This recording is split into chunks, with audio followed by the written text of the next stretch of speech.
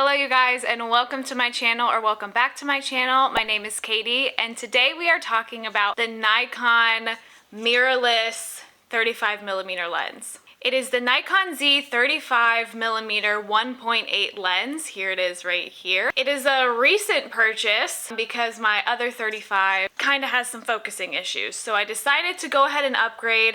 If you have been on my channel for a minute, you know that I shoot on Nikon mirrorless. So I decided to go ahead and buy a mirrorless lens. So I wanted to quickly kind of give my honest review. I have shot weddings and engagements with this. That's primarily what I photograph here, are weddings and engagements, bridal, stuff like that. And I have used this for full wedding days, and I've used this for like full engagement sessions and stuff as well. I wanted to kind of give my thoughts on it. Now, before we continue, I am not like this tech guru kind of person. This is all just my opinion and things that I like and things that I dislike about this lens. So we're just gonna go ahead and get into it. A little bit about this lens. Like I said, it's mirrorless. It's compatible with my Nikon mirrorless cameras. Let me take comes with a lens hood, but we're just gonna take it off. So here's what it looks like here. I think it feels like a very high quality lens, in my opinion. It doesn't feel very, like I like to say, plasticky. Feels pretty like sturdy and durable. Not too heavy, but my other 35 wasn't too heavy either. But this is a prime lens. If you don't know, prime lenses do not zoom. So this does not, it's not a zoom lens. It's fixed at 35. It's part of the NIKKOR, if we can see this, part of the NIKKOR S series. The approximate weight of this lens is 13.1 ounces. Maximum aperture is 1.8. So overall, pretty good lens. Let's get into what I like, and then I'm gonna get into what I don't like. What I like about this lens is that the shutter speed is fairly quick. One of the, I guess, complaints that I've had since upgrading to mirrorless is the fast shutter speed. Now, I had all like non-mirrorless, like here's my 35. Before it's non-mirrorless. So you have to get an adapter to put it, I have it right here. So you have to get this adapter in order to use those lenses. So I bought the adapter. I bought the adapter, of course, because when I upgraded to mirrorless, I didn't want to also have to upgrade all of my lenses all at once. I'd rather do it slowly over time because gear is expensive. As we've discussed here on this channel, gear is expensive, and I think it's totally fine to slowly upgrade and build your gear list over time. You don't need to do it all overnight. With the adapter, I'm assuming that's what it is. I feel like it had to focus and then snap the picture. So if you hold down the shutter, it doesn't do what my previous DSLRs did, where it was like, it doesn't do that. So that is pretty frustrating, like on wedding day, because you need to be able to snap a bunch of pictures all at once sometimes. Dance floor, walking down the aisle, those kinds of things. But with this, the shutter is quick. The shutter is very quick. I have that back. I do think having mirrorless lenses with a mirrorless camera really contributed to the quick shutter speed that I was used to with DSLRs, like the continuous shutter speed. Another thing that I like about this lens, it is a wide angle lens. So I normally on a wedding day would shoot on a 50 and an 85. 50 is kind of like what you see, like that perspective. 35 is a little bit more wider of an angle. It's nice when you're inside close quarters. You need to be able, you can't back up anymore because, like I said, this is a prime lens, so it doesn't zoom in and out. Need more of a wide angle. This does that for you. This is a wide enough angle so far, wide enough for everything that I need it for, because I know there are wider angle lenses, but I do like that because I was not shooting on this 35 because it had focusing issues. This is my little 35 that I replaced. It was having focusing issues, so I didn't really use it. So there were some instances where, the bride's getting ready, we're in the bridal suite,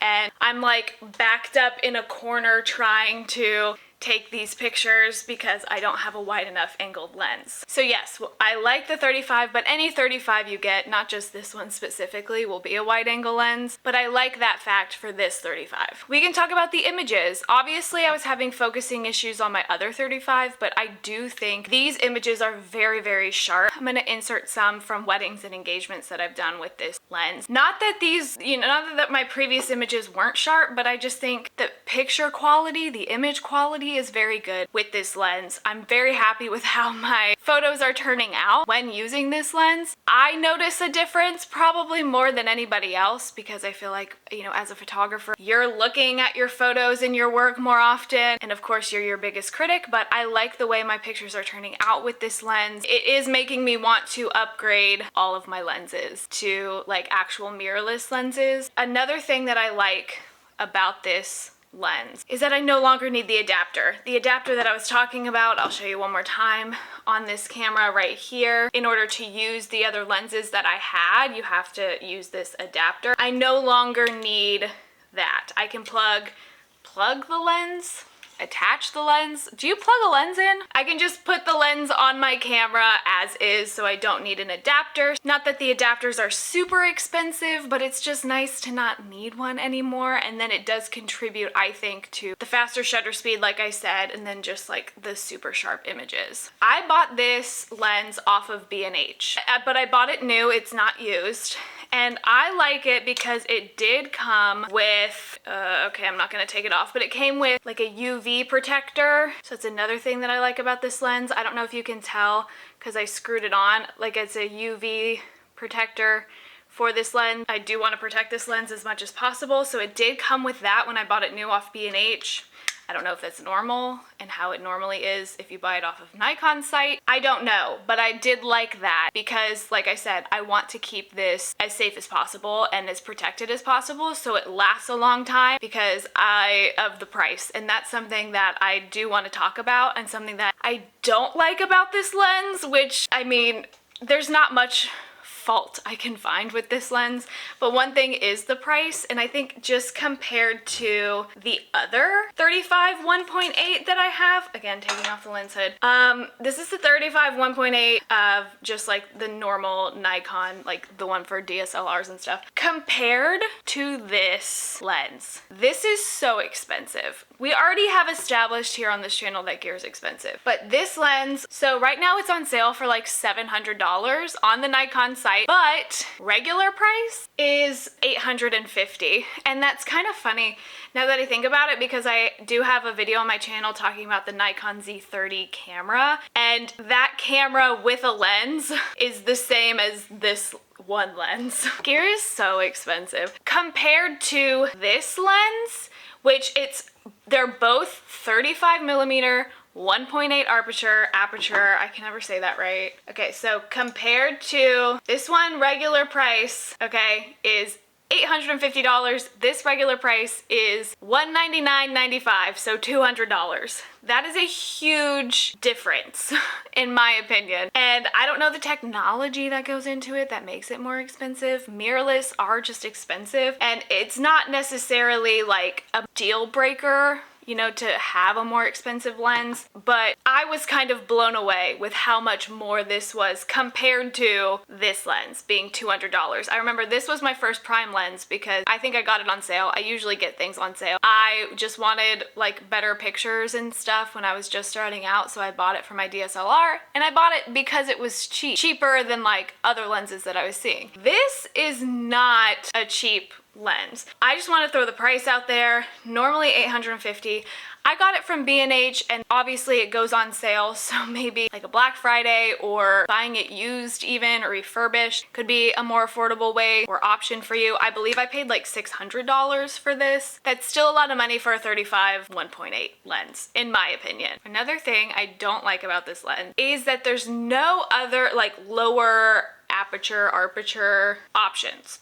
Because I was, you know, upgrading into this mirrorless lens for my mirrorless camera, I was open to getting maybe a 35 1.4 or something, which is even more than the 1.8, okay? But there's no other option for the 35. I looked. If I'm wrong, leave it down in the comments below, because I looked, and maybe it's me, maybe I can't find it, but I could not find anything lower than a 1.8, which surprised me.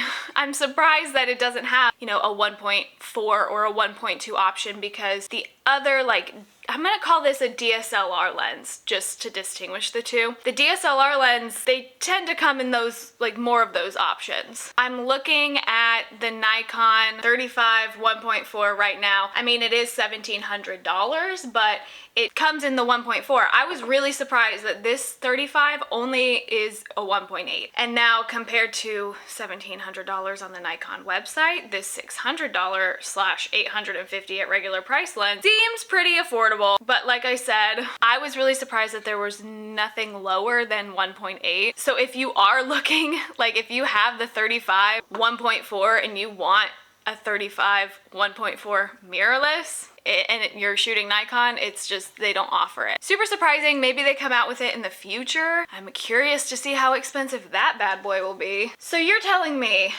the 1.4 versus the 1.8. The 1.4 is $1,700 and this is $200. Somebody tell me in the comments why. Why is it worth $1,500 more? 1.4 versus 1.8. Why is it worth that much more? The last thing that I dislike about this lens, like, this is 3 things, right? It's a pretty good lens, so I'm being pretty nitpicky here. It's pretty large compared to my other one, right? Like, that's a pretty big size difference. And so if you're looking for a more compact lens, like, this lens was great because I would put on my camera and travel. You know, it's just a nice little compact lens, and I liked that about it. This is less compact. You know, I wouldn't necessarily bring this with me if I was traveling or like going on vacation traveling, because it's just kind of too big and also expensive. But like I said, it doesn't add like significant weight to my camera. It's a pretty light lens, but it is bigger. Like, it looks bigger,